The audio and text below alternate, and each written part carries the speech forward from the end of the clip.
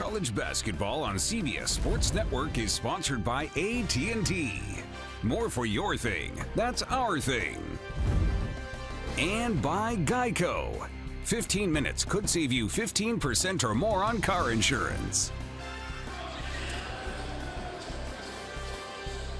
Well, after a peek at Broad Street, we now head back inside Hagan Arena, where St. Joseph's gets set to take on George Mason. The Hawks 7-5. George Mason, meanwhile, at 6-7. Let's take a look at the starting lineups for both of the teams. Now, for St. Joseph's, they were thinking about making an adjustment at the 5 spot, but Anthony Longpre will make the start. He's listed as a forward. He'll play the center position most of the time. Meanwhile, for George Mason, Javon Green continues to start for the injured Jair Grayer. Grayer has been dealing with a foot problem, and Dave Paulson's team has been without him for the last several games. He is not with the team here in Philadelphia. Dave, if you ever met him, is one of the best guys you're going to meet in the game. I know we say that a lot, but his energy is incredible. He did such a great job at Bucknell before taking over at George Mason. And there's Phil Martelli. Martelli is the dean of A10 coaches. Now, Bob McKillop has been around a lot longer, but Phil has coached more games in the Atlantic 10. His 24th season here at St. Joseph's. Well, I know. I even had a chance. That's how long he's been there. I coached against him. So that's a long time ago, I can tell you that. Yeah, he's a little concerned about his team's offense, as we discussed with him earlier today. There were expectations. Not only are there expectations for St. Louis, but no doubt for St. Joseph's and George Mason, because, I mean, look, George Mason received a vote for first place. Well, you know, this is a team that returned 100%. You never see that. 100% of their scoring. They're the only team in the nation that returned 100% of their scoring from last year. And then St. Joseph's, Charlie Brown is an elite player. Didn't play all of last year. You got Kimball back, too. Lamar Kimball, who didn't play last year either. So you got two potential all-league players that are both playing now this year. That's why the expectations on St. Joseph's are so high.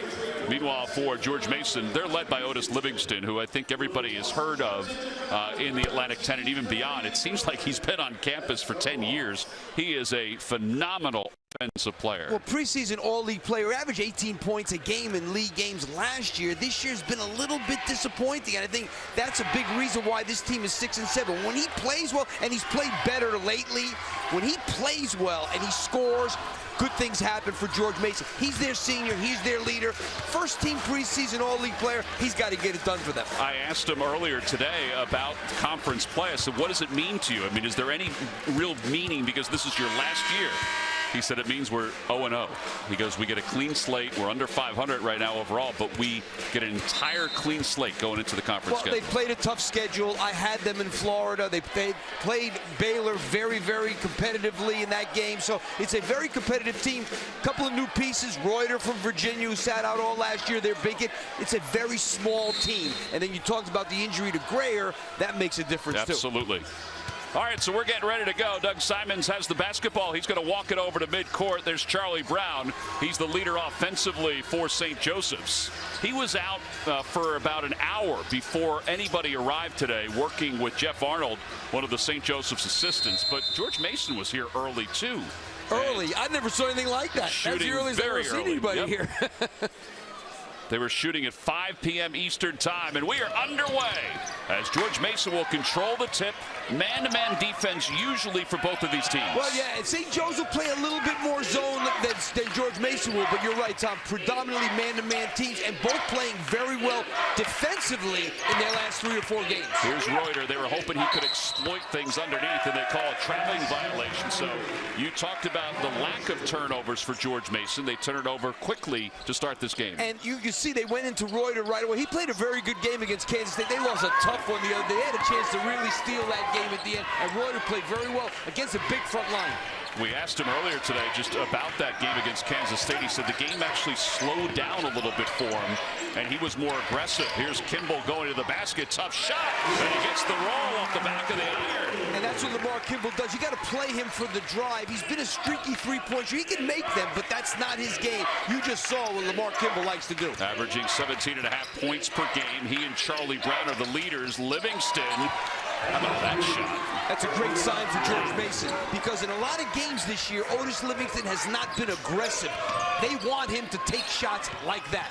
Here's Kimball along the baseline. A reverse layup, and turned out to be an easy shot. You know, like, that's 2 times that Lamar Kimball got to the basket and no help showed up defensively. They got to do a better job of rotating when that kid has the ball. 4-3, St. Joseph's on top.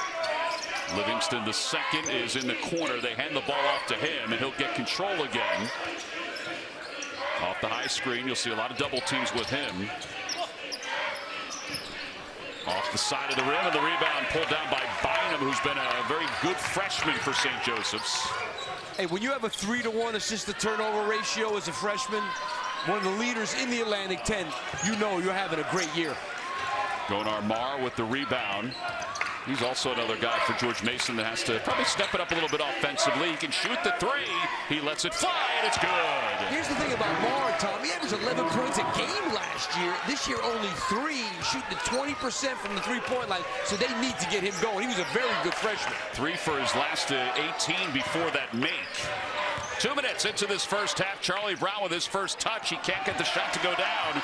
And a nice rebound by Javon Green, who's been so good defensively for George Mason.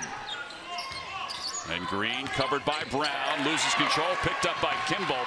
Outlet to Charlie Brown. He'll head to the basket, 1-on-3, and he draws the contact, so he'll go to the free throw line. You know, you called it, Tom, 1-on-3. I'm sitting here saying, I think he should pull this one out, but when you're that talented, and he knows he is, he figures he's going to get a foul, and that's what he did in that situation. Foul goes on Livingston, his first, team's first. And here is Charlie Brown, who's shooting just 82% from the free throw line. Not bad. There's a couple of really good, well, Otis Livingston's the greatest three-point shooter in the history of George Mason, so got a couple of really good free throw shooters in this game. Otis Livingston going over to talk to Wally Ratecki, one of the officials for tonight's game. Charlie Brown trying to tie this game at 6, and he does. That's a nice matchup to begin the A-10 regular season. Livingston off the high screen, thought about a 3, goes to Green along the baseline. They kick it out to Kyer, and Kyer connects. That's 3 threes now for George Mason. And they only make about 6.5 a game, so I mean that is a huge bonus for them. And Kyer is having a tremendous year for them. Yeah, the junior had 15 points against Kansas State. He's averaging 12 or more the last 6 games. Now that was a long shot by Charlie Brown. Tough shot. Here comes Livingston winding up the floor. They give it off to the corner for Green. Down low inside for Reuter. Reuter outside for Marr. And now a 3-pointer left side for Green. No good. And the rebound by Kimball. 3-point lead for George Mason. All 5 of George Mason's shots have come beyond the arc. It's good aggressive defense by George Mason. Javon Green is a really good defender. That's who's playing Charlie Brown, so keep an eye on that matchup. Kimball with a 2-pointer. I don't think he had control of that shot. Hey, that kid can score. He scored over 30 twice this season, so this is a kid that can put up numbers. 9-8, George Mason on top. We'll have substitutions for both teams at our next stoppage. Reuter along the baseline. Funk picks him up. Now double team, low block. He distributes to Livingston for 3, and it's good. It rolled around and came down. That is such a good pass by Reuter. This kid knows how to play. He gets the double team, and where does he throw the ball? The furthest away from him. That's the guy that's going to be open, because that's the guy you're going to leave alone. And he made a great pass opposite. Long Prey trying to answer. Boy, he had a beautiful touch on that 3. And it's a 1-point game. You know, any scoring that Phil Martelli's able to get out of that 5th guy. He's got 4 really good scorers. That 5th guy is important. Yeah, we talked to Phil earlier about that, and he's trying some different things to get to 5 spot, some more offense. Green cuts right to the basket and slices through the defense. That was one of Phil's resolutions, was developing another scorer, another guy in the rotation. 3-point lead for George Mason. Long Prey again for three, and it's good. Pinballed around and went down. That is some added offense from the 5 spot. I mean, he had 8 threes coming into this game, so this is a kid that can make them, but to get 2 like that, that's a bonus. Yeah, averaging 3.5 points per game. We're tied at 14. Reuter to the basket, tough shot. Funk with the rebound. Funk brings the ball up, hands it off to Kimball. Long Prey take another one there. I think he thought about it. I got to think Roy's got to get up on him a little better this time. Charlie Brown off the back of the iron, and Green pulls down the board. Charlie Brown's first 5 games, he played really good. His last 5 games, he's been down considerably. Yeah, that was since the ankle injury against Princeton. Baseline 3 is good for Kyer. They are on fire from beyond the arc. They have almost as many threes as they average in a game. Well, they lead it by 3. Kimball with his 3, and it's good. A little more offense, I think, Lap, than we expected. And much more, because really both these teams have been on defensive rolls. Well, we've got 6 minutes into this game. Kimball's 4 for 4. George Mason, meanwhile, is 5 threes. And Reuter to the basket, blocked away by Long Prey.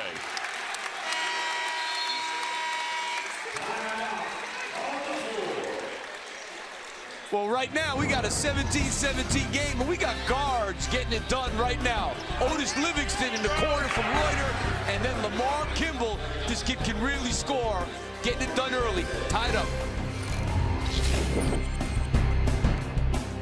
17 with 13:50 to play here in the first half. All right, so we've seen some really good three-point shooting tonight. Well, we would expect it more from St. Joe's, who makes 9 a game. George Mason makes 6.5, and they already had 5 in this game. 5 for 7 from the three-point line. A guy like Otis Livingston with 2 of them shooting 28% from the three-point line coming in. So George Mason on the road here came out firing. That's a good sign for Dave Paulson. And by the way, they met 3 times last year, and 2 of the games were buzzer beater victories for George Mason. Ian Boyd connected on a buzzer beater, and Otis Livingston, the second, connected on a buzzer beater. They won 4 games at the buzzer last year. That'll really change your record, let me tell you. You talked about that, them being 10-1 in close games. A little zone now by St. Joseph's. Yeah, St. Joe's likes to do this about 15% of the time. And with 1 on the shot clock, Livingston's shot is no good, but George Mason will get another chance. Calix kicks it out to Livingston. He can't get it to go. That pinballed around. I like the move, Phil, going to the zone, because a lot of dribble penetration for George Mason. That's how they've gotten a lot of their threes. Maybe this will stop the dribble penetration by playing zone. You and I have known Phil for a long time. You've known him longer than I have, but his eyes lit up when you asked him about his defense today before the ball game. Yeah, his teams are always very solid defensively. This team, the first 10 games of the year, great pass. Really struggled half-court defensively. Last 2, they've been on a high level. That was Bynum, the freshman, who found Taylor Funk. They'd like to get Funk some more shots. St. Joseph's now 5 of its last 6.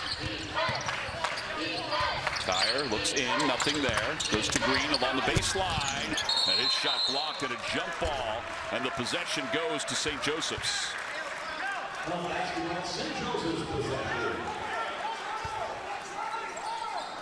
So a 2-point lead for the Hawks.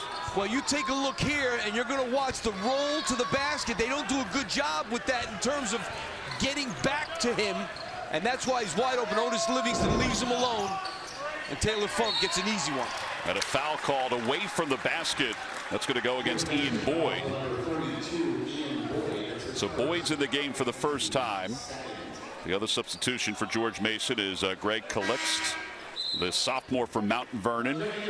And now in for the first time is Chris Clover, former Philadelphia Catholic League Player of the Year.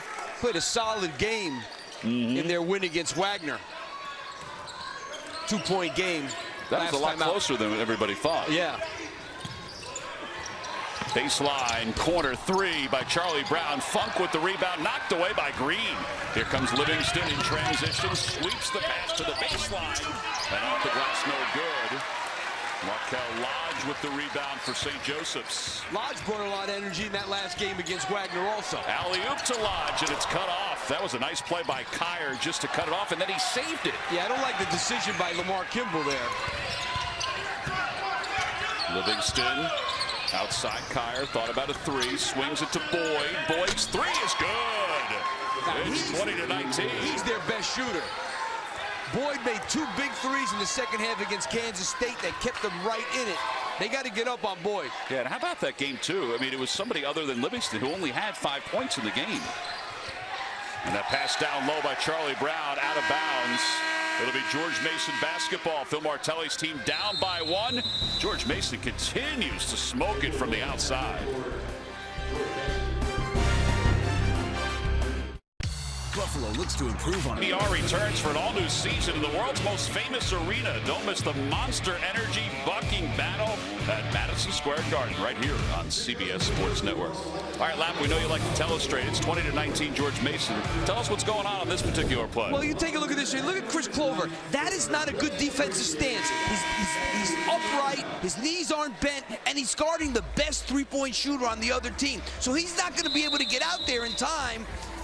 Hands down, not a good closeout, and you're playing against their best three-point shooter, and the team's on fire. You got to be in a little bit better defensive position than that. And this kid brought tremendous energy the other day against Wagner. He played great. He's got to be a little more engaged tonight.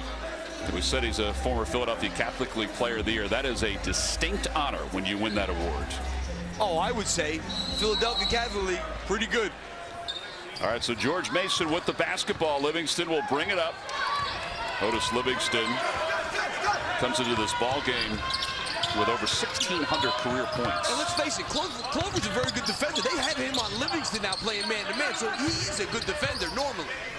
Boyd off that screen. Here's Livingston into the paint, switches hands, shot off the mark. Rebound, though, by A.J. Wilson is no good. And a second opportunity is good. Calixte is able to clean it up for George Mason. Neither one of these teams is a great rebounding team. That time, George Mason working the offensive glass very, very hard. So a 3-point lead for George Mason. Under 11 minutes to play in the first half. Oliva in for the first time for the Hawks. He has it left side, and he's going to call for a traveling violation. That's the pivot foot, which people have talked about this year. That's a point of emphasis. Yes, you're right, Tom. Point of emphasis. We got a whole thing from J.D. Collins last week about traveling. So the lead is 3 for George Mason. They can add to it here. Boyd off the screen, curls into the paint, leaves it down low to Wilson, and Wilson has his shot blocked by Oliva as Markel Lodge pulls it down. St. Joseph's looking for a clean possession, 3 turnovers in its last 4 trips. And that's something they don't do. They're one of the best in the second in the nation in least turnovers. 8.8 per game. Oliva's 3 is no good. It's out of bounds off Charlie Brown. Otis Livingston the second. His dad, one of our colleagues, Otis Livingston, who is the sports director on the CBS affiliate in New York and does some of our NFL games on the sidelines. He was a good college basketball player as well. Absolutely. I said, is your pops going to be here tonight? He said, yes, he is. Getting a chance to see his son play in person.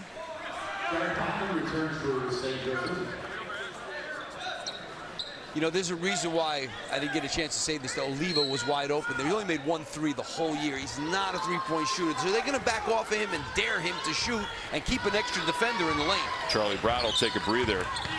Oliva now 0 for his last 4 in his last 4 games.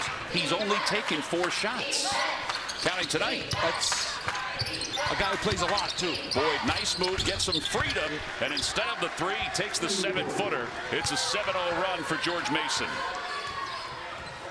5-point lead, 24-19. Largest lead of the night. And St. Joseph's will reset the offense. Clover into the paint. He looked like he may have traveled a little bit, but he kissed it off the glass. It was a strong move by Chris Clover.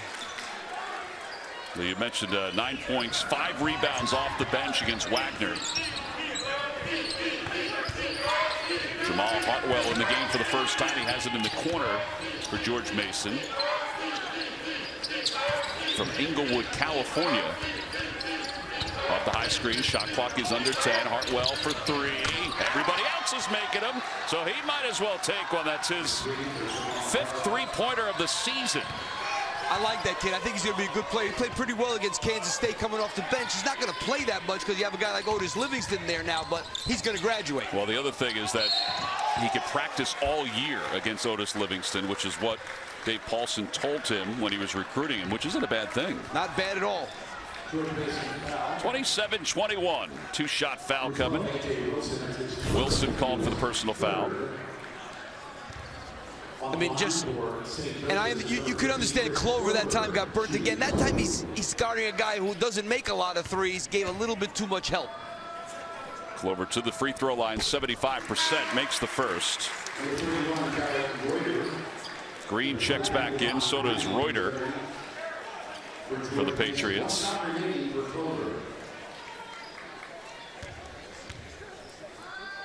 Second shot is good. 27-23. Dave Paulson's team 6-7 on the year. Trying to get to the NCAA tournament for the first time since 2011.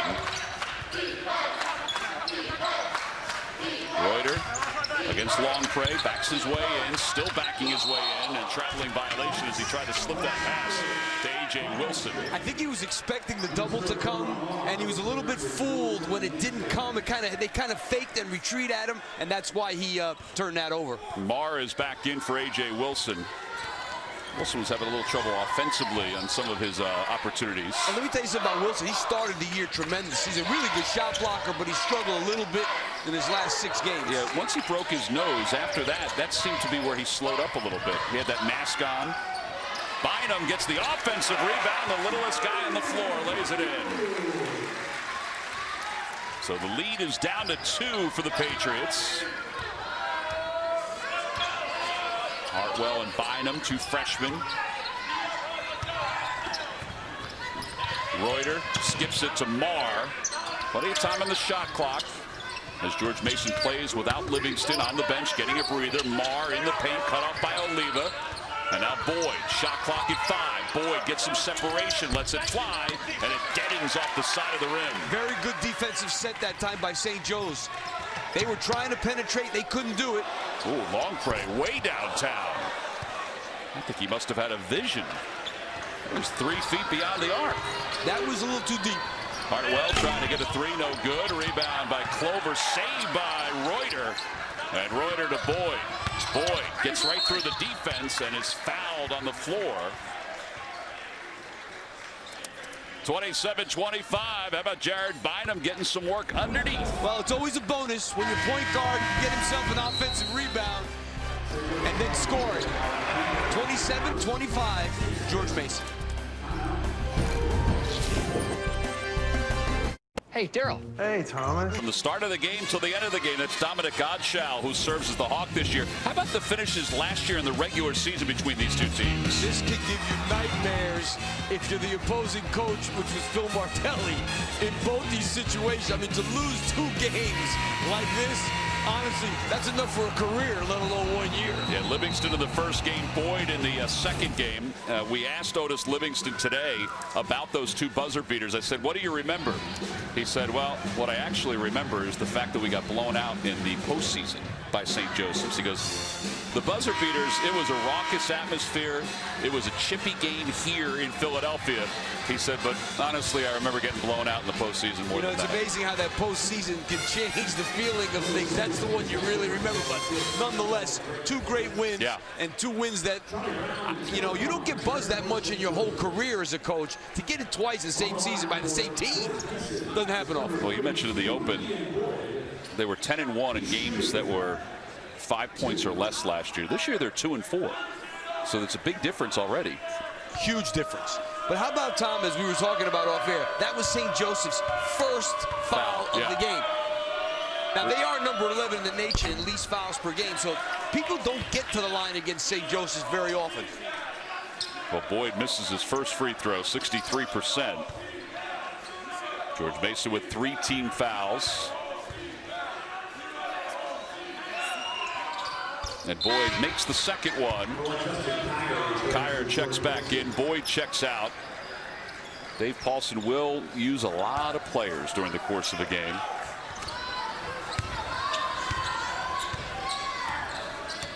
Kimball's been very quiet after starting off really good. He had 9 points early on. They got to get Charlie Brown going, too. Absolutely. Doesn't have a field goal. Brown with the ball up top. Goes to Bynum, cutting toward the free throw line. Outside for Longpre for three. No good. And a rebound by Kyer. So the lead is 3 for the Patriots. Livingston back in, covered by Bynum. Hedged out by Longpre. They're trying to get it down low to Calixte. He's going to curl his way into the paint. He is pushed away by Clover. Good defense. I think they thought they had a mismatch there with Calixte. He's a lot bigger than Clover, but he faded away on that one. Down low. There's Charlie Brown under the basket with an athletic move. The lead is 1 for the Patriots. There's a tempo to George Mason. They will go up and down, but once they get into the half court, they will run their offense.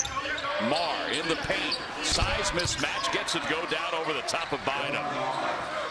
Well, that was nice recognition by Gonar Marr from Mankato, Minnesota. His family immigrated to the United States from Sudan.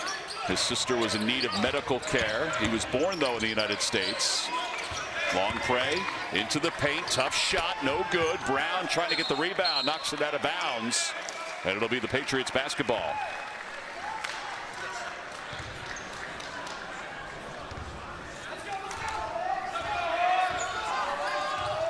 (30-27) with 5:35 to play in the first half. Kyer to Green. And now Livingston off the high screen. Picked up by Bynum. Heads to the basket. Sweeps it. No good. Funk with the rebound for St. Joseph's. Livingston trying to do a little too much there. A little too much there. Here's Charlie Brown. Turnaround three. No good. He only has the 1 field goal tonight. Yeah, they're doing a great job being up on him. And these are tough shots Charlie Brown's been taking. That's not a tough shot. No, Kyer with a beautiful move. Kyer, who's from right around the George Mason area. His town brings busloads of people to home games to watch him play.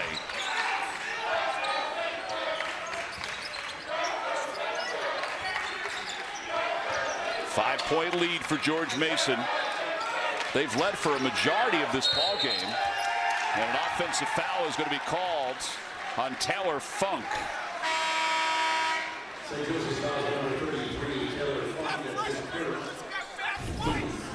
You take a look at Justin Kyer right here. Okay, run it from there. You're going to see number 1, Justin Kyer, just turn his head and allow Charlie Brown to sneak in behind him. You got to rotate inside of that guy. Particularly somebody as skilled as Charlie Brown. So the turnovers, 7 combined for the two teams. Livingston to the basket, baseline jumper. That's a pretty shot, no good. And Kimball with the rebound. Taylor Funk touch pass to Charlie Brown. His shot is blocked away. Here comes Green into the open floor. Leaves it for Kyer for 3. No good. Marr underneath with the offensive rebound. He's going to be called for a traveling violation. Seems like George Mason has just been a little bit more active than St. Joe's. A little bit more bounce in their step right now. Phil talked to us about that earlier, just to try to get more energy for his team. They had a pretty spirited practice yesterday. They were trying to incorporate a couple of new things. Kimball looks up at the shot clock. 2 guys in the same spot offensively down to the low post. Funk open for 3, and it was too strong. Brown with the rebound. Put back is good. He got a nice spin off the glass. And, you know, Taylor Funk's not getting any looks. Obviously, the scouting report, everybody knows is you got to pee on this guy. He's a tremendous three-point shooter. That time, Charlie Brown with a great opportunistic basket. Sometimes when you're not getting things to go down, you got to go in and get the rebound, and you might get an easy shot. Green tried a no-look pass down low, was cut off. Kimball, outlet to Bynum. Bynum heads right to the basket, draws the contact, and he'll get 2 shots after this timeout. Well, I think we've both been impressed with Justin Kier, the way he's moved offensively. Well, this kid has had a tremendous year, and he's really, really good off the dribble with a nice finish there. George Mason still in control, 3-point lead.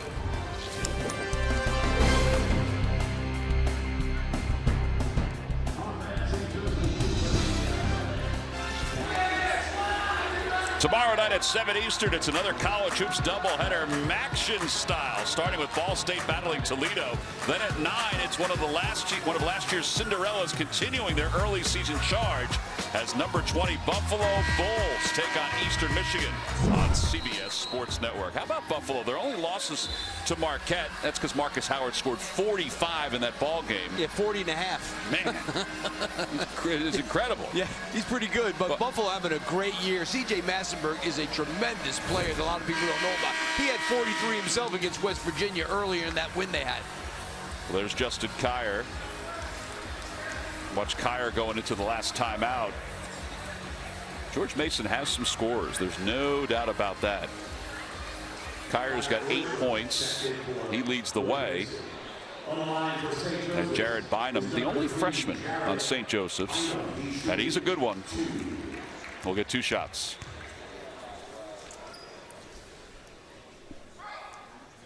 First shot is good. Lamar Kimball, who is a redshirt junior, so senior academically, said of Bynum, he said, Jared is beyond his level. He is showing that he is a one-of-a-kind freshman.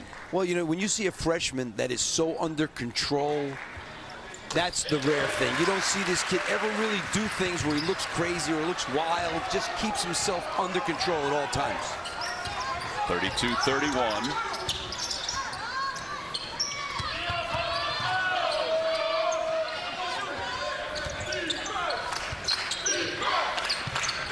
Reuter, good passer. We saw that earlier. Spin move to the basket, and shot doesn't go down. Marr has it blocked away. It'll remain George Mason basketball.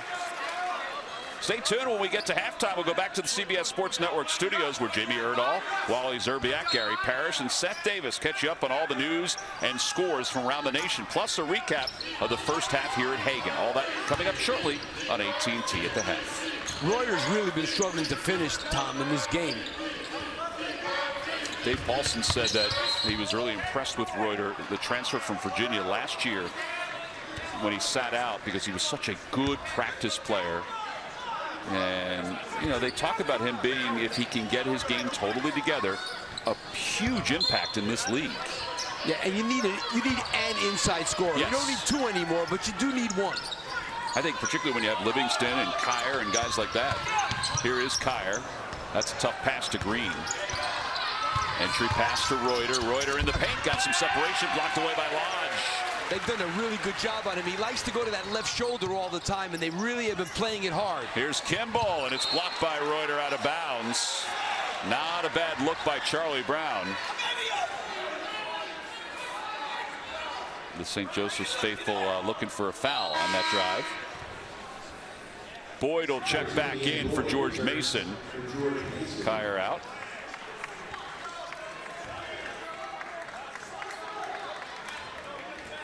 They get down to Lodge. Lodge is not necessarily a threat to score away from the basket. Kimball, way downtown. 3, it's good. Wow, this kid's a tough player. Yes. And I know his 3-point numbers weren't great coming into this game, but Livingston, his team has missed 9 of its last 12 shots. Marr underneath with an offensive rebound, just throws it up. Reuter cleans it up. It doesn't go down. Another chance for Green, who's eventually fouled, and he'll get 2 free throws. Lap, would that drive you crazy with all those offensive rebounds? I mean, that would drive you nuts. Especially, again, you're playing a team that's not that big and that doesn't really rebound the ball that well.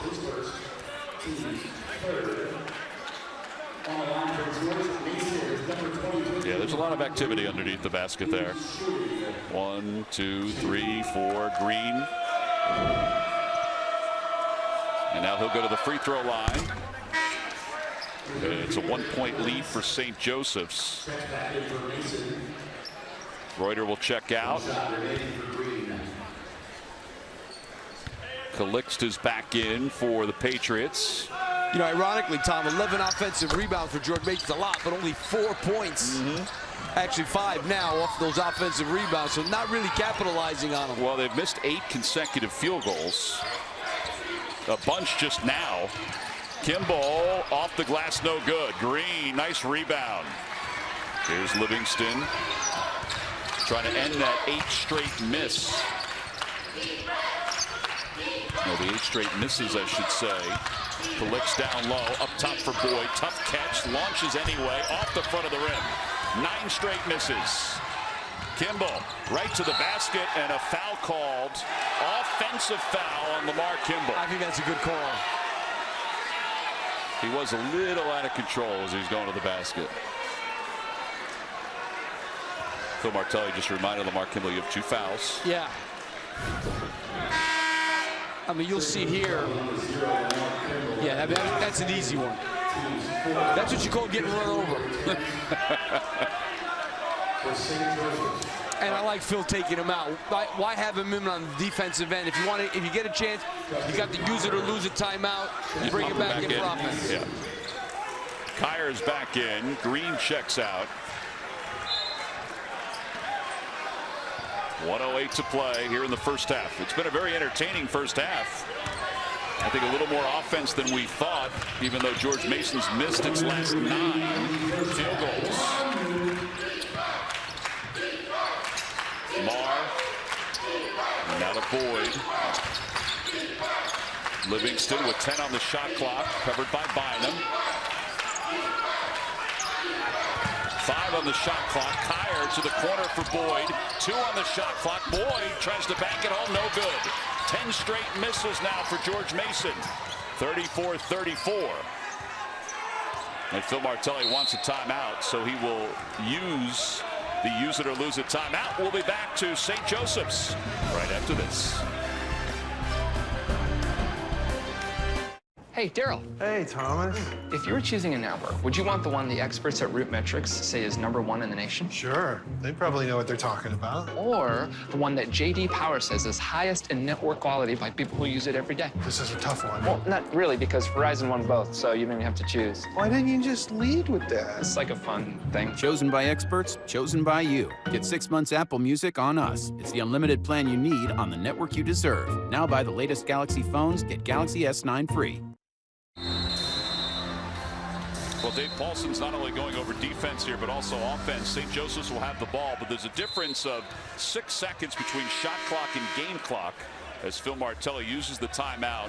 He puts Kimball back in, which, Lap, you thought that's what he would do, would put Kimball back in after he used the timeout. Yeah, I think it's a great time to bring Mark Kimball back in. You're on offense. They're going to get the last, or pretty close to the last shot of the half. There'll be 6.9 seconds left.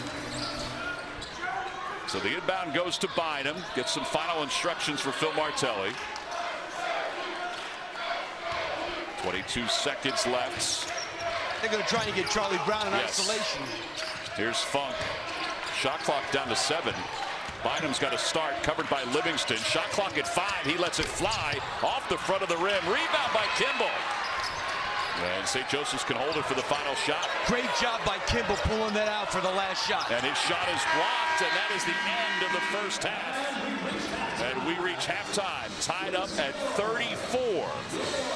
Well, as we mentioned, a little more offense than we anticipated for both teams, just the way they played the last couple of games. But I'm sure that both coaches are happy with the offensive effort so far here on Hawk Hill. So 34-34, St. Joseph's and George Mason. Steve Lappis is standing by with Phil Martelli. Coach, you struggled a little bit to guard them early, but then they had 10 straight misses here at the end of the half. Yeah, but we didn't rebound those misses. I like the pace if we could rebound the ball and get going down the floor. Coach, we had too many turnovers. What can you do to get Charlie Brown going? Well, he's got to slow down. It's young players think you have to play faster. He's got to play slower. Thanks a lot, Coach. All right, so Phil Martelli and St. Joseph's tied up at 34 with George Mason. We're kicking off the Atlantic 10 regular season conference schedule here on Hawk Hill, and we've got a good one. We're going to go to AT&T at the half. After this timeout, all evened up at 34.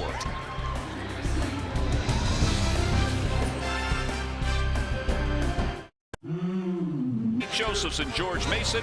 Let's go to Steve Lappis, who's with Dave Paulson. Coach, you're on the road, you shoot 32%, and you're in a tie game.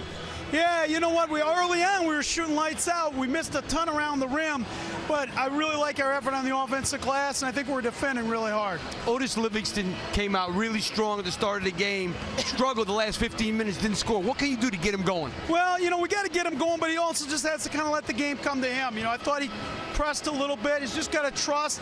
You know, part of it, our guys, if they finish a few around the rim, then they're going to have to kick it out. Thanks, Coach. Back to you, Tom. All right, Lap, thank you very much. Time now for our Geico difference makers. We begin with Justin Kier for George Mason. He's got 8 points so far, 2 of 4 from beyond the arc. He averages 13 and a half. I think if you haven't seen him in person, he is unbelievably athletic in person. Meanwhile, for St. Joseph's, the difference maker, Lamar Kimball, came out on fire. He has 12 points in this first half on 5 of 8 shooting for St. Joseph's. To begin the second half, George Mason will have the basketball. There's Kimball. Same starting 5 for both teams as we get set to begin the second half. You know, it's amazing, Tom, that George Mason had 12 field goals in the half. 7 of them were from the three-point line, and this is a team that only makes 6 the entire game. So they have to adjust now. They're not a three-point shooting team. Do what you normally do, which is drive it to the basket. I think the other part of it, too, Lap, is that both coaches talk the same about their star players, letting the game come to them. Livingston jumper no good, so the stretch continues of scoreless basketball from the field goal range. You know, it's a little different from Livingston because he's a point guard, so the ball's in his hands. Charlie Brown has to just let, as Phil said, let the game, when he said slow up, let the game come to you a little bit more. That's not a great shot. And it's off the front of the rim. I think that's the kind of shot that Phil would like him. He'd like him to get more shots in the flow of the game, be a little more patient. Livingston hands the ball off to Kier. Here's Marr down to the left corner for Green. Inside for Reuter. Reuter with a tough hook shot. Way too much spin on that shot. And Longpre, I think, has played pretty well tonight for St. Joseph. He's doing a great job of taking that left shoulder away. Even that, Reuter refuses to go the other way. He's not going to score in this game until he goes back to that other shoulder. He keeps going to that left, and they're taking it away from him. Longpre misses a three-pointer, so both teams scoreless to begin the second half. Kier, a little hesitation. Green draws in the defense. Livingston gets everybody off their feet. Green from the corner, and it's good. A three-pointer to make it 37-34. Well, the best offense for George Mason has definitely been the three-point shot in this game. Well, it ends that field goal drought, and now back-to-back field goals as Livingston goes to the hoop. 39-34.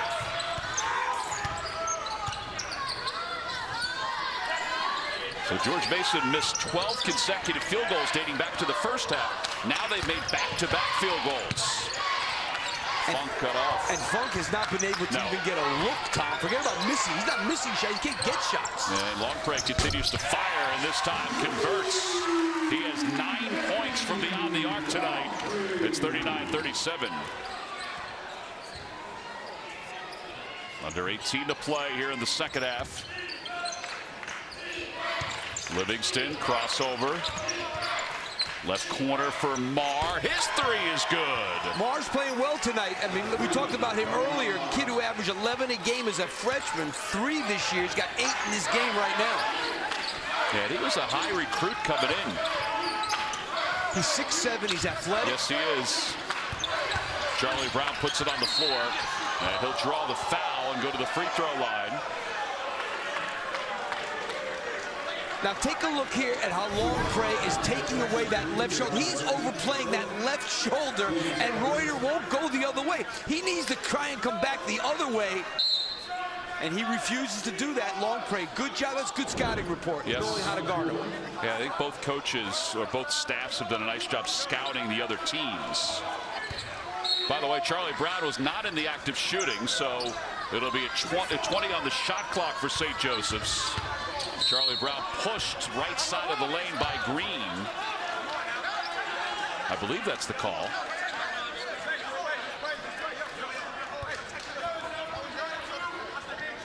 Yeah, the foul is going to be on Green. George Mason saying that there was a hand check by Charlie Brown. And the shot clock back to 20.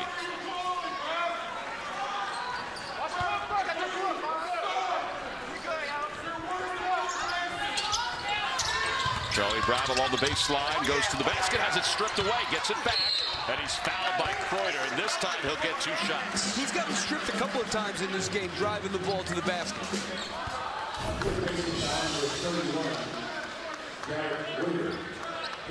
That's good defense.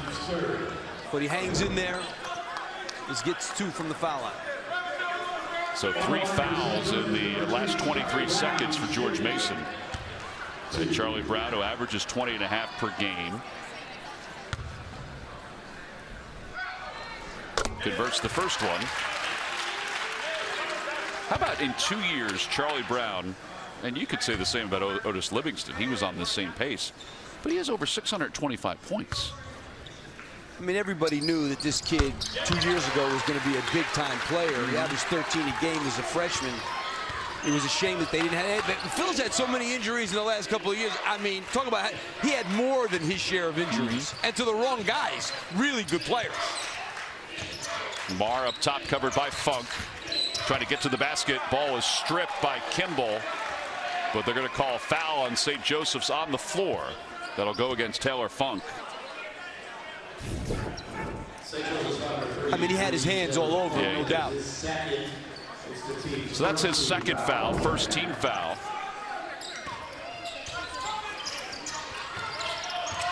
Green for 3, a little too strong.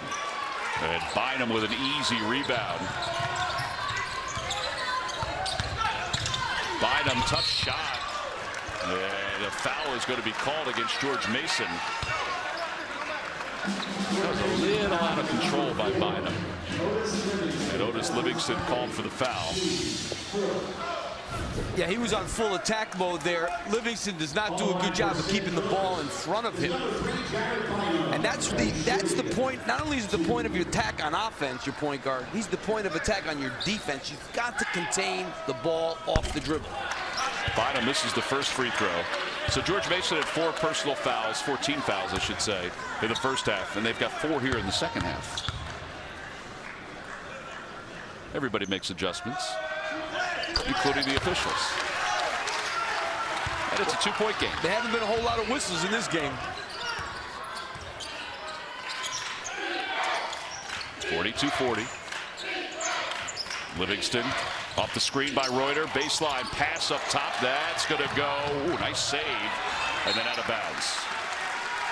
It'll be St. Joseph's basketball. 6 turnovers for George Mason. Uncharacteristic that time by Otis Livingston to be out of control. Yeah, I thought he would shoot that ball on the baseline. And that was what his intention was, but St. Joe's closed on him pretty good defensively.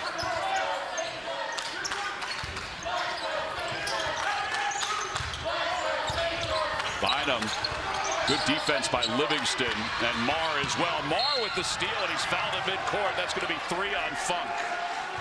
Now that was really good defense by Otis Livingston. We talked about him being the guy on the ball. That time, he did not allow the penetration by Bynum. So Oliva's going to check in for Funk. It's been a rough night for Funk. I mean, think about this. He's a tremendous three-point shooter. He's only taken 2 shots in this game. So that speaks to, I think, the kind of defense and Dave Paulson's scouting report, knowing this guy is a three-point shooter. We can't give him looks, and they haven't. Phil Martelli told us yesterday at practice when we were asking about Funk, because his numbers are down. He said, I think he's kind of thinking too much. He's holding the ball too long and then making the decision to take a shot. 15:54 to play. St. Joseph's will have the basketball down 2 when we return to Philadelphia.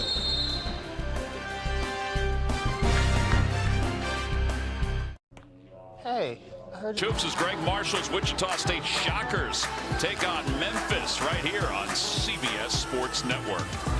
Penny Hardaway taking over his first season at his alma mater.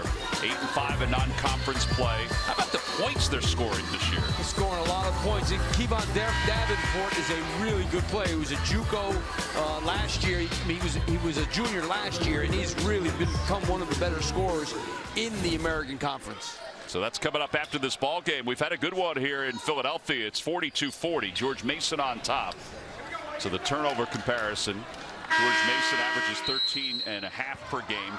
St. Joseph's has 8 tonight. They average 8.8, which is tops in the A-10. And they've turned it over. The last 2 games, they've had 24 turnovers, which is a big number for them. Charlie Brown with 20 on the shot clock. That's a tough shot. He'll draw the contact, though. Collects called for the foul. That's 16 fouls on George Mason. Dave Paulson can't believe it. Do you remember that look and that feeling? Oh, yeah. I remember the feeling. I don't know how I looked compared to him. You look great, lad. Oh, I'm sure. First shot. My wife didn't think so.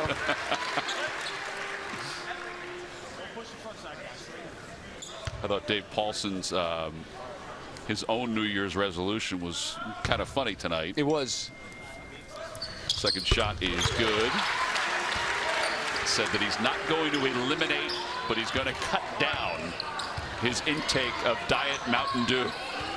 At least it's diet. I mean, you know, I guess it's stuff in that diet soda you shouldn't even be drinking too much of, I think.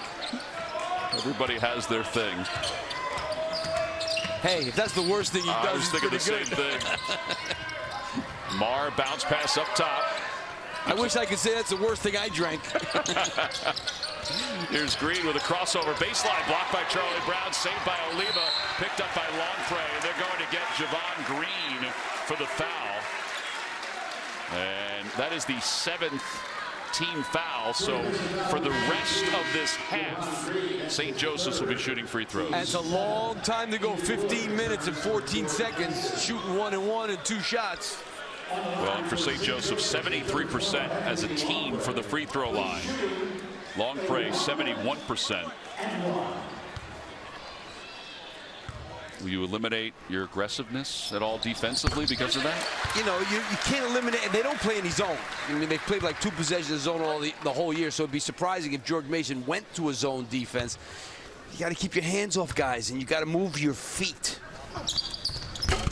Second shot no good. Ian Boyd.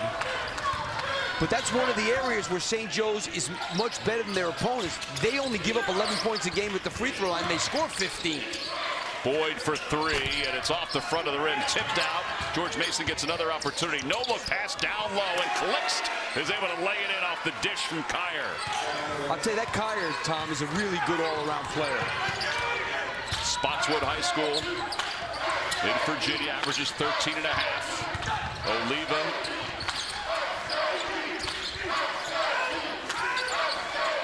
Kimball got some separation with his dribble to the left and nails the 3.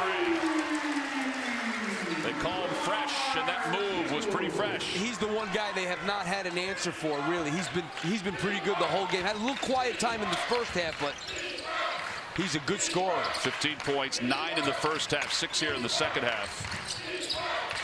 Kyer off the high screen. Down low to a cutting Calixte, who will go to the free throw line to try to finish off a 3-point play.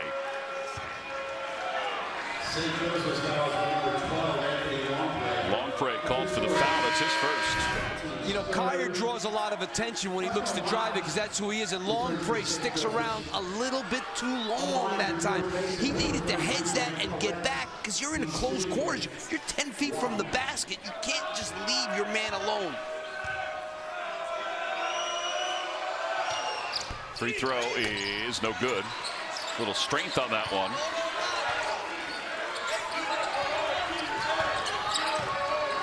Tied up at 46. You know, Kimball's the guy because he can go one-on-one.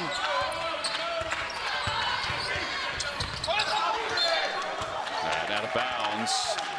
13 on the shot clock. Oliva will inbound.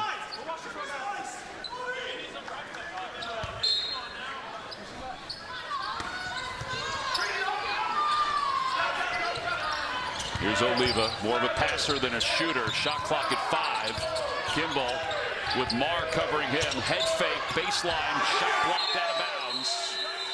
Into the waiting hands of Billy Lukaszewicz, the athletic trainer. That was a heck of a block by Marr. That was great defense by Marr. End of the shot clock. He's so long and athletic. You know, I mean, he can make it hard on you. And if he makes a couple of shots like he has tonight, now Dave Paulson can play him like he wants to. 46-46 Livingston, and he's fouled going down the right side of the lane. They'll get Bynum for that foul. That's his first, team's fourth. And Lorenzo Edwards will come in. He played the last few seconds of the first half as Oliva checks out.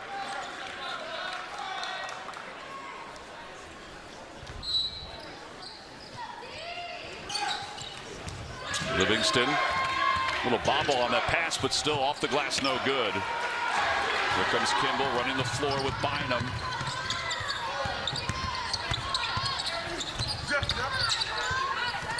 Charlie Brown has that pass cut off by Marr. That seemed to be out of control from the get-go. Yeah, it was pretty good defense the way they cut off the baseline that time and forced that turnover. Kyer goes right to the rim. Calixta's there to clean it up. Boy, he's had an active 5 minutes. 48-46, George Mason on top. Under 13 to play in the second half. And Kimball was fouled on the floor. It'll be a 1-and-1 opportunity for him. It'll go against Miller. Actually, Marr. But you're going to see Justin Kyer does a great job. He sees what's going on, and he's going to hang around on the baseline to be ready to give help on Charlie Brown. And that's what forced that turnover, was him seeing and giving that great help. Well, Kimball will go to the free throw line, and front end of the 1-on-1 is good. And Lapp, I have to say, this is our third game together this year, and that was some of the best telestrating. That was almost as if you were presenting some superhero powers. Yeah, you know, I like the newfangled one. You know, I like it. I like with all the vision cone and the circles. That thing is good. I love it. And I'm not a video game guy. Let me just tell you that. You wouldn't know it. No. Free throw is no good. Let me tell you something. I've had to work hard on this stupid telestrator, believe me. Think it's easy. 48-47. Kyer. Spin move. Cut off by Kimball. Plenty of time on the shot clock. Livingston on the bench taking a breather. Here's Boyd into the paint, cut off by Edwards. And a foul called on Lorenzo Edwards. Wally Ritecki made that call. My initial reaction was it was a good call, even though it looked like he was getting bailed out a little bit because he didn't know where he was going. And that always drives you nuts when you coach. I mean, that's a foul. Actually, I'd say Charlie Brown fouled him first. Yeah, I think sometimes when the calls are a little later than fans want, that's when they react. Yeah, so that's true. And how about that three-pointer by Boyd with plenty of time on the shot clock. It's a 4-point lead for George Mason. Well, he knows how to come off a screen, that kid, ready to fire. Edwards for three, not necessarily a three-point specialist. Gets the rebound, goes to the corner for Brown. He can can it. 51-50. I don't think Phil was too happy about Lorenzo Edwards' shot attempt, but the way it ended up was okay. Allen to Kyer. Kyer looks for the screen from Allen. Here's Boyd again for three. It's good. Count the bucket. It'll be a 4-point play opportunity. Well, Ian Boyd has come to life in this second half, has given George Mason a 4-point lead and a free throw when we return. First tattoo? Yeah.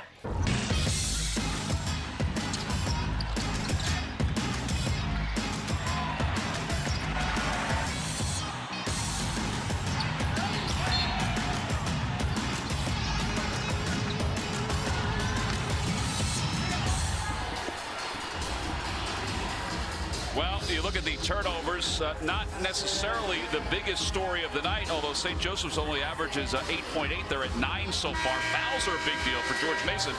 I love the bench points for George Mason. And you know, that's something that St. Joe's really struggles with. They're not getting any productivity from their bench.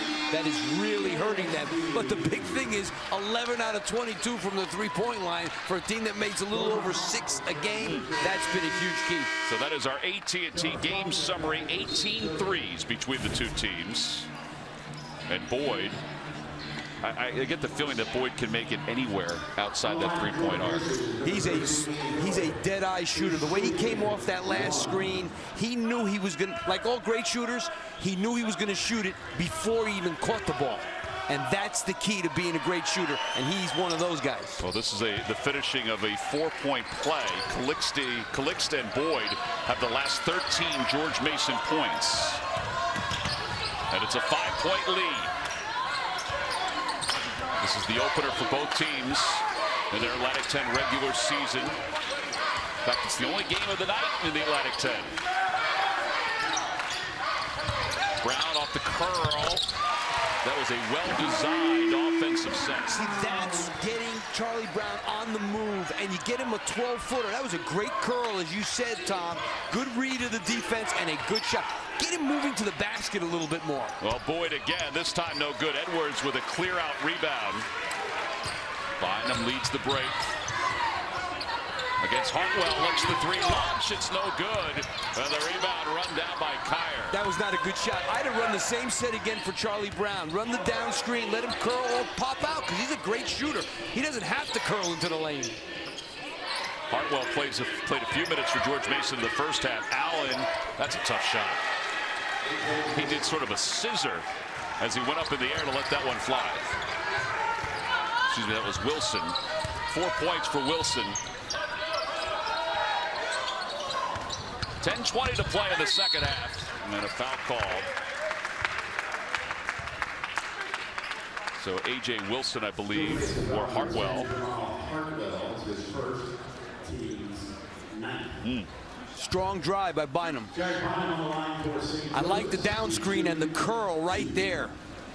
That's a good read of the defense. He saw how he was being played, and instead of just popping out, he curled hard into the lane. And with his size and his touch, that's a great play for him. By the way, 10 fouls now for George Mason. Or excuse me, 9 fouls for George Mason. As Bynum will get a second free throw here. Otis Livingston back in.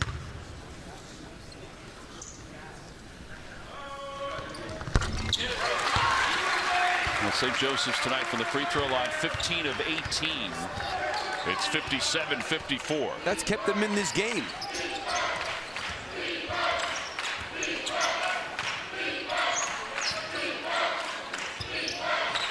Ian Boyd and George Mason with 11 threes in this ball game. 14 is their high against Georgia Southern. And a foul called on Charlie Brown.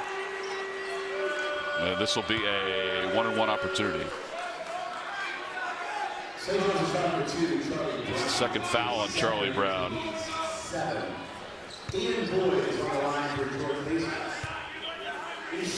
All right, so Boyd, 12 of 19 from the free throw line coming into this ball game. He's the kind of guy who doesn't get to the basket much. Obviously, he's taken 19 free throws all season. Now he converts the first one. He'll get a second. The lead is 4. Green will check back in. Kyer checks out. One shot remaining for Boyd. And they've been basically in control of this game, and Livingston really has not been much of a factor. Well, it's kind of like the Kansas State game. Now, he played well, but had only 5 points in that game. Everybody else contributed. And even talking to him about that earlier today at shoot-around, he said it kind of showed everybody, you know, what they're capable of doing. Bynum. Here's Edwards for 3, and it's no good. It's tipped out by Charlie Brown. What a rebound that was. That was a great rebound, Tom. I like getting him on that down screen, though. Taylor Funk for 3. Rims out, and Brown knocks it out of bounds. That ball spun around and started going down before it popped up. Yeah, that one was halfway down. He's trying to find a way to get a shot, Taylor Funk. Is that hard for a player that you know can shoot it? Yeah, it's hard, especially when that's got, you know, he doesn't put the ball on the floor, so they know exactly how to guard him. He's got to benefit from other people getting in the lane. That's not happening. Marr has the shot blocked by Edwards. Here's Charlie Brown, loses control, picked up by Green. George Mason, good hustle defensively to make sure there was a hand back there.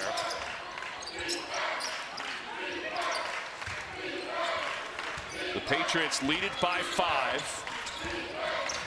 Livingston, pull-up jumper, corner, it's good. 61-54, largest lead of the night, and his dad liked it. That was a really good move. Now 10 points for Livingston. I think, Charlie Brown got to get... I'd like to see him, like I said, run that down screen. He's now floating around on the perimeter. Too far away from the basket? Way too far. He lost control of the basketball. It's picked up by Edwards. Shot clock at 5, but he's called for a traveling violation.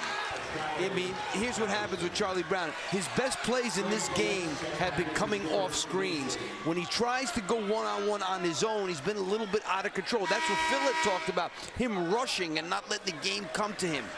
And I would think there's certain teams you can get away with doing it against. This is a pretty good defensive team. They're a solid team. I mean, they're an experienced team, as we talked about. All these guys played last year. And no matter how good you are at the Division I level, it's hard to just go one-on-one whenever you want to, no matter how good you are. So it's Calixton, Livingston bringing the ball up. Green on the floor. Marr is there. Boyd's played a lot. He's in the corner. Livingston, paint. Down low to Calix, got pretty deep and was able to roll it off the front of the rim at 63-54. They're playing, when I had them against Baylor early in the year, this kid didn't play hardly at all. Now he's playing a little bit, and he's got something that Reuter doesn't have, a little more athleticism inside. That time he jumped over St. Joe's. Well, it's the largest lead of the night for George Mason on top, 63-54. Otis Livingston, the second, cans the shot, and his pops pretty happy about it. He likes that one.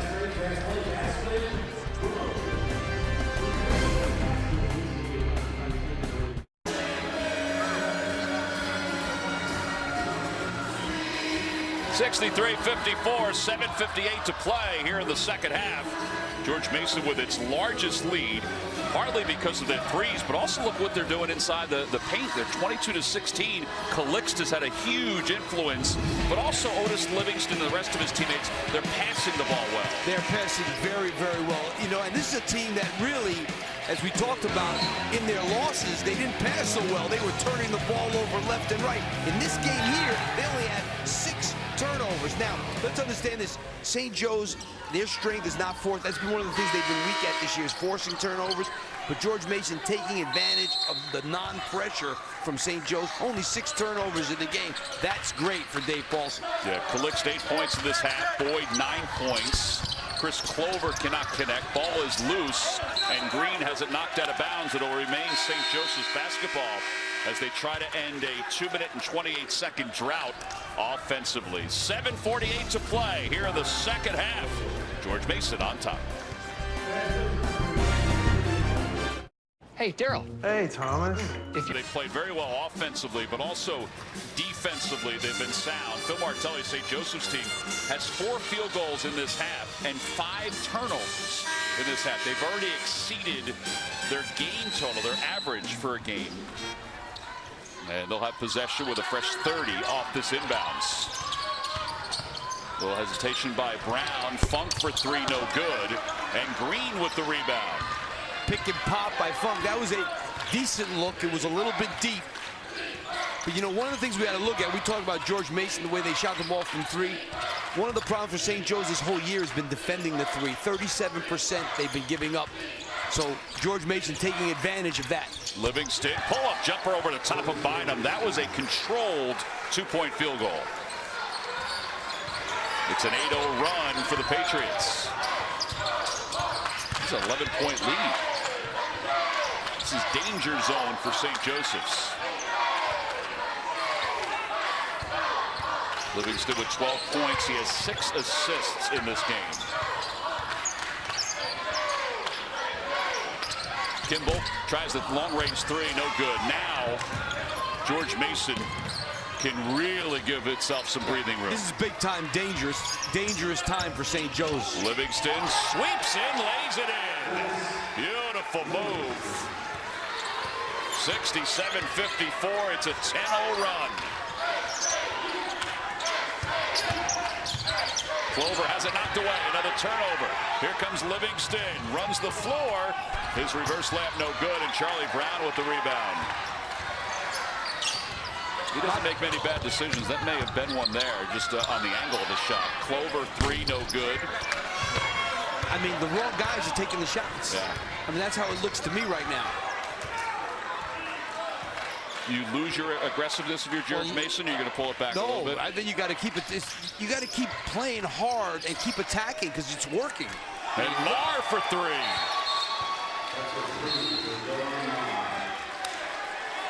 And a timeout called. It's 70-54. What a run the Patriots have had the last several minutes.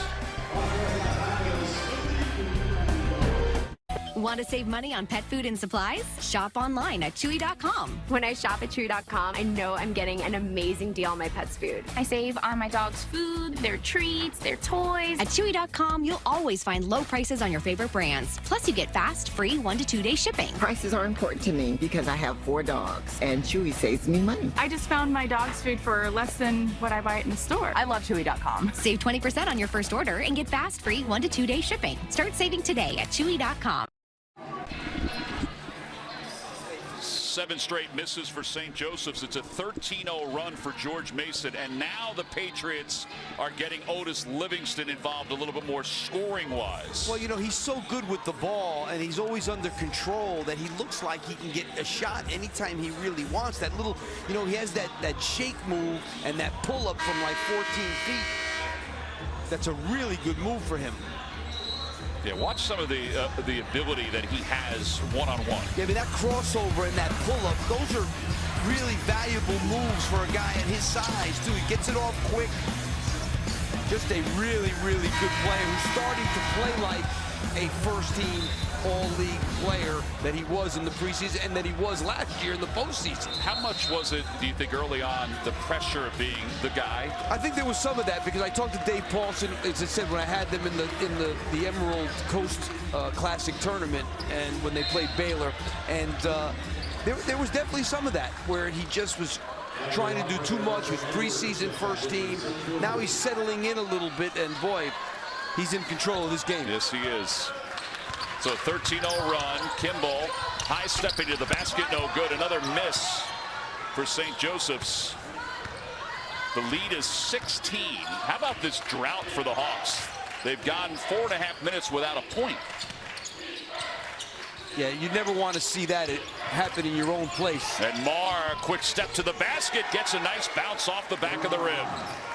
I'll tell you, Phil's gonna not sleep good tonight. This is one of those games that, as a coach, you sit there, you get really concerned about your season because there's things here you got to fix that are going to be hard, not easy to fix. What do you think of some of the shots that are being taken? I think a little frustration settles in, which happens in this kind of situation here, and you just start doing things that are uncharacteristic.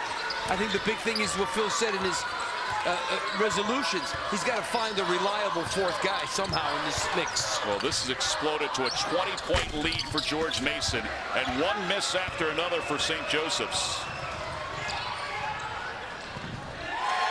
10 consecutive misses, and George Mason on the other end is making its shots.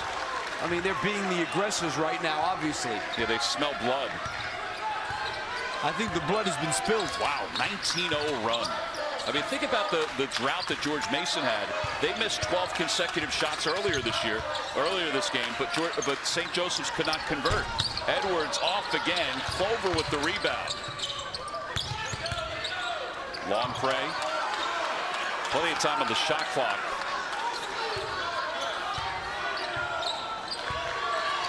Kimball, they got to get some movement offensively. Charlie Brown, his jumper is good. It's a 2-point field goal, but it ends this drought. It was a 19-0 run. And as Phil talked to us, he did put some new things in, and it takes a little while for these new things, you know what I mean? You put a couple new things in this week. It's not going to look great sometimes, you know, initially. Livingston, a pass to Calixt. Marr runs it down, keeps his pivot foot, heads it to the paint. Now Green. Green has the shot block, gets it back. Kyer for 3. Got it! They're just not missing. No, these guys are just feeling it completely now. Not sure if they're going to have to worry about another buzzer beater in the regular season against St. Joseph's, at least tonight. If it happens tonight, it's going to be historic.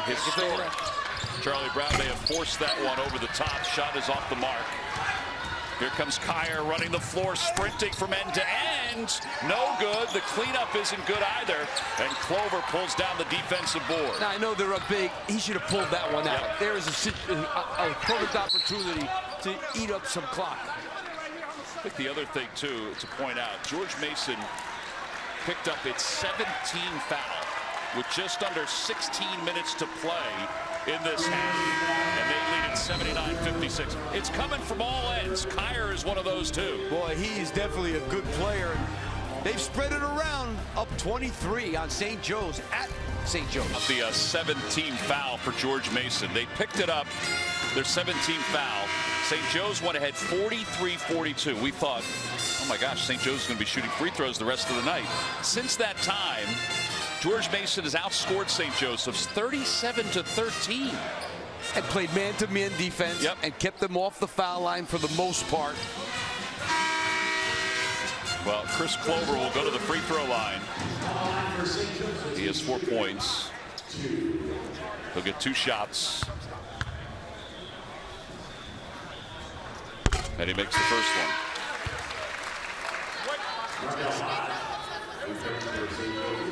Lodge in, long pray out.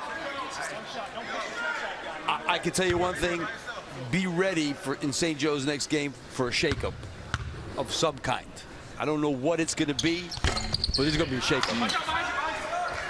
Clover misses the second shot. I mentioned high expectations for both of these teams because they both had a lot of players coming back. Livingston to the right side for Kyer. Kyer three, it's good. Well, we've all seen games like this where shots are just going down for one team and nothing's working for the other, and an offensive foul is called on Clover. 14 threes for George Mason. That matches its season high. As I mentioned before, they had 14 against Georgia Southern earlier this year. 82-57. Now full court pressure by St. Joseph's.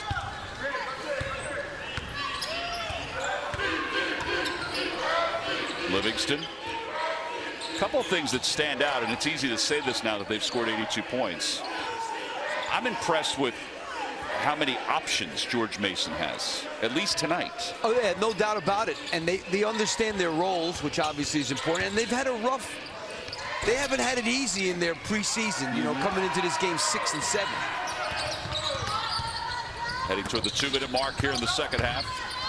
Edwards may have turned the wrong way, and the shot blocked away by A.J. Wilson. I mean, the one thing I can tell you, this last 7 minutes has not looked good at all. No. For George Mason has looked very nice. Well, I mean, for St. Joe's, obviously. No, Jordan, one coach will sleep like a baby, the other one will not. And you don't have to guess who's who. George Mason's trying to get to the 500 mark with this victory, but as Otis Livingston told us today, get to their first win in the A-10. Mars jumper is no good. It's a shot clock violation. The lead 82-57 for Dave Paulson in his 4th year at George Mason. Guy's worked his tail off. 7 years at Bucknell. He went to 2 NCAA tournaments, and man, could he recruit. He did a heck of a job at Williams. Yes, he did. Winning the national championship at Williams in Division III. Gets his opportunity in Division I at Bucknell. Does a great job. And now he's here to rebuild this program. And they've come in higher every year than they were picked. They're going to be hard-pressed this year because they were picked 4th in the preseason. So they have to be 1, 2, or 3. But this is a great start. Yes. Yeah, to do it on the road. Finished 5th last year. 9-9 for a 2nd straight season in the conference. And now Dave Paulson is going to put one of his walk-ons onto the floor. This is one of those situations with the walk-ons. I used to tease my walk-ons in games. You know, there were a couple of games we were up a lot, whatever. We put guys in. When a walk-on played more than a minute, you were worried about his conditioning. I'm telling you. Conditioning is a problem for a walkout when he plays more than a minute. Well, this is Jack Tension, the redshirt sophomore, who will get some game action. I had a referee one time. How about this? A referee really did this in a game. A loose ball comes to the end of our bench, and one of our walk-ons grabs it. The referee comes in. How'd that feel? The referee said to him, "Hey, how'd that feel?" Gotta have a feel for it. They got the man. He got his hands on the ball. Okay, copy that. Here comes Kimball. And a little too strong, and Kyer comes slicing in from up top for the rebound. 5 players in double figures tonight for George Mason.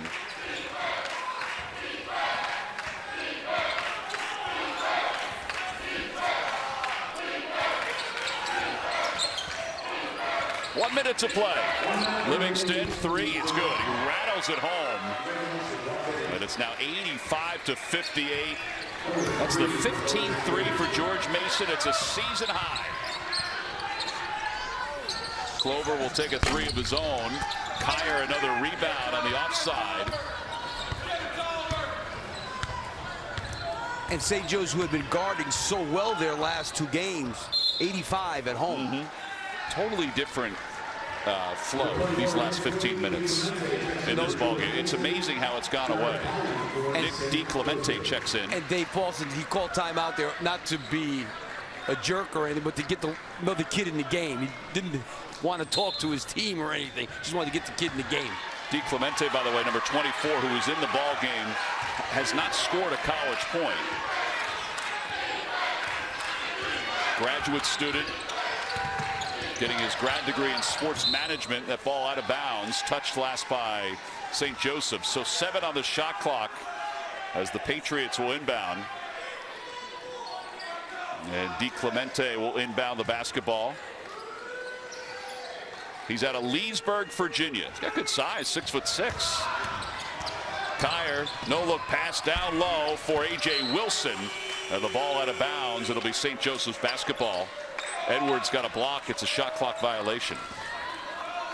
Well, game 1 in the Atlantic 10 regular season conference play is 10 seconds away from being in the books, and it's a resounding victory for George Mason. Bynum able to lay it in. It's 85-60 with 5 seconds to play. Nothing beats the bus ride or the plane ride home after a road win. Yeah, because George Mason now has a couple of home games after opening the season in the Atlantic 10 on the road with an 85-60 victory over St. Joseph's. Last year, the 2 regular season games were buzzer beaters. Otis Livingston said, "I didn't really remember that. I remembered getting blown out in the postseason." Well, they did the blowing out here in Philadelphia. Dave Paulson's team wins at 85-60. When we come back, we'll have a full recap, maybe an interview as well, with George Mason winning at 85-60. Stay with us.